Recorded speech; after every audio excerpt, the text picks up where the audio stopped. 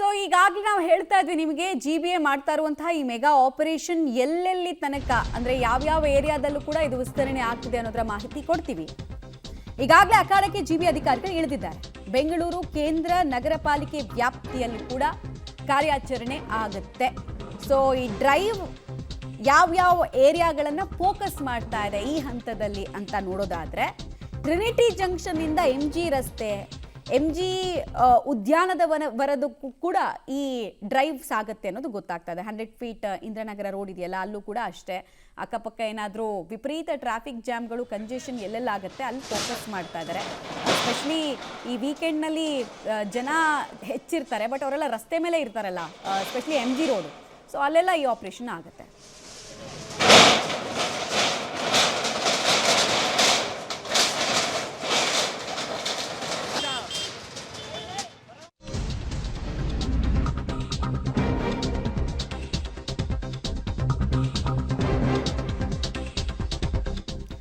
Feet ಇಂದ್ರನಗರದ road, Domlur flyover ಇಲ್ಲೆಲ್ಲ ಕೂಡ encroachment clearance drive ಆಗುತ್ತೆ, ಒತ್ತುವರಿ ತೆರವು ಕಾರ್ಯಾಚರಣೆ ಆಗುತ್ತೆ.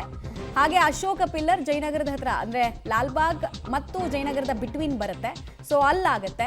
ಕನಕನಪಾಳ್ಯ 8ನೇ ಮುಖ್ಯ ರಸ್ತೆಯಿಂದ ಜಯನಗರದ 15ನೇ ಅಡ್ಡ ರಸ್ತೆ ತನಕ ಕೂಡ ಈ ಎನ್ಕ್ರೋಚ್ಮೆಂಟ್ ಕ್ಲಿಯರೆನ್ಸ್ ಡ್ರೈವ್ಗೆ ಜಾಗಗಳನ್ನು ಮಾರ್ಕಿಂಗ್ ಮಾಡಿದ್ದಾರೆ. ಜೊತೆಗೆ RV ರಸ್ತೆ, ಟೀಚರ್ಸ್ ಕಾಲನಿ ಎಲ್ಲ ಬ್ಯಾಂಗ್ಳೂರು ಸೌತ್ ಅನ್ನ ಫೋಕಸ್ ಮಾಡ್ತಾ ಇದ್ದಾರೆ. ಸೌತ್ ಎಂಡ್ ಸರ್ಕಲ್ಲು ಇಲ್ಲೆಲ್ಲವೂ ಕೂಡ ಒತ್ತುವರಿ ತೆರವು ಕಾರ್ಯಾಚರಣೆಗೆ ಹೆಜ್ಜೆಯನ್ನ ಇಟ್ಟಿದ್ದಾರೆ. ನಗರದ ಸೌಂದರ್ಯ ಕಾಪಾಡೋ ಕೆಲಸವನ್ನ ಮಾಡ್ತಾ ಇದೆ GBA. ಏಕಾಏಕಿ ಇದು ಮಾಡೋದ್ರಿಂದ ನಮಗೂ ತೊಂದರೆ ಆಗ್ತಿದೆ. ಅಲ್ಲ, ಸಚಿವರು ಒಂದು ವಾರದಿಂದ ಹೇಳಿದ್ರು ಸ್ವಪ್ರೇರಿತವಾಗಿ ನೀವು ಇದನ್ನ ಆಯಾ ಸಂಬಂಧಪಟ್ಟಂತವ್ರು ಏನಿದ್ದಾರೆ ಅವರೇ ತೆಗಿಬೇಕು.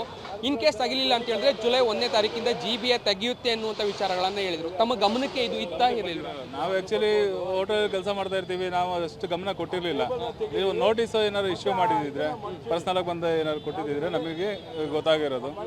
ಸೊ ಇದು ನಮಗೆ ಏನಾಯಿತು, ಏಕಾಏಕಿ ಬಂದಂಗೆ ಆಗಿಬಿಡ್ತು. ಸೊ ನಾವು ರಿಕ್ವೆಸ್ಟ್ ಮಾಡಿದ್ದೀವಿ, ನಾವು ತೆಗಿತಾ ಇದ್ದೀವಿ. ಏನು ರೂಲ್ಸ್ ಇದೆ ಅದನ್ನ ನಾವು ಫಾಲೋ ಮಾಡೋಕ್ಕೆ ಹೇಳಿದ್ದೀವಿ. ಈಗ ಇಷ್ಟು ದೊಡ್ಡ ಕೌಂಟ್ರು ಒಂದೇ ಸಲ ಎತ್ತೀನಿ ಅಂತ ಬಂದರೆ ನಾವು ಹಾಕಿರ್ತೀವಲ್ಲ ಬಂಡವಾಳ, ಕಷ್ಟ ಆಗುತ್ತೆ. ಎಷ್ಟು ಲಾಸ್ ಆಗುತ್ತೆ ಈಗ ನಿಮ್ಗೆ ಇದನ್ನ ತೆರವು ಮಾಡುವಂಥದ್ದು? ಏನು ಒಂದು ಲಕ್ಷದವರೆಗೂ ಇದೆ ಸರ್ ಇವೆಲ್ಲ ಕೌಂಟರು. ಹೋಯ್ತು ಅಂದರೆ ಹೊಸ ತಗೋಬೇಕಂದ್ರೆ ಈಗಿರೋ ರೇಟಲ್ಲೂ ಜಾಸ್ತಿ ಇದೆ. ಅಂದರೆ ವೆಲ್ಡ್ ಮಾಡಿಸಿರ್ತೀವಿ ತಂದು ಏಕ್ದಮ್ ನಾವು ತೆಗೆದು ರಿಮೂವ್ ಮಾಡೋಕ್ಕಾಗೋದಿಲ್ಲ. ಅದಕ್ಕೆ ಆಗಿರುತ್ತೆ ಸ್ವಲ್ಪ ಕಷ್ಟ ಅಂತೂ ಆಗ್ತಾ ಇದೆ. ಕಷ್ಟ 100%. ಈಗ ರೂಲ್ಸ್ ಏನಿದೆ ಅದನ್ನ ಫಾಲೋ ಮಾಡೋದಕ್ಕೆ ಸಿದ್ಧ ಇದೆ. ನಾವು ರೂಲ್ಸ್ ಏನಿದೆ ಫಾಲೋ ಮಾಡ್ತೀವಿ. ನಾವು ತೆಗಿತೀವಿ ರಿಮೂವ್ ಮಾಡ್ತೀವಿ. ಶೋರ್. ಓಕೆ, ಇದು ಹೋಟೆಲ್ನ ಮಾಲೀಕರು ಹೇಳುವಂಥದ್ದು. ಅಂದರೆ ಫುಟ್ಪಾತ್ನ ಮೇಲ್ಭಾಗದಲ್ಲಿ ಅವ್ರದ್ದು ಕೂಡ ಒತ್ತುವರಿಯಾಗಿತ್ತು. ಸದ್ಯ ಈಗ ತೆಗೆಯೋದಕ್ಕೆ ಬಂದಂಥ ಸಂದರ್ಭದಲ್ಲಿ, ಒತ್ತುವರಿಯನ್ನು ತೆರವು ಮಾಡೋದಕ್ಕೆ ಬಂದಂಥ ಸಂದರ್ಭದಲ್ಲಿ ಇವರಿಗೆ ಸೂಚನೆಯನ್ನು ಕೊಡಲಾಗಿದೆ. ಖುದ್ದು ಅವರೇ ಅದನ್ನು ನಾವು ತೆಗೆತೇವೆ ಅನ್ನುವಂತಹ ಮನವಿಯನ್ನು ಮಾಡಿಕೊಂಡ್ರು. ಸೊ ಹಾಗಾಗಿ ಅವರಿಗೆ ಅವಕಾಶವನ್ನು ಕೊಡಲಾಗಿದೆ. ನಾವು ಸ್ವಪ್ರೇರಿತವಾಗಿ ನಾವೇ ತೆಗಿತೀವಿ ಅನ್ನುವಂಥ ಮಾತುಗಳನ್ನ ಹೇಳ್ತಾ ಇರುವಂಥದ್ದು.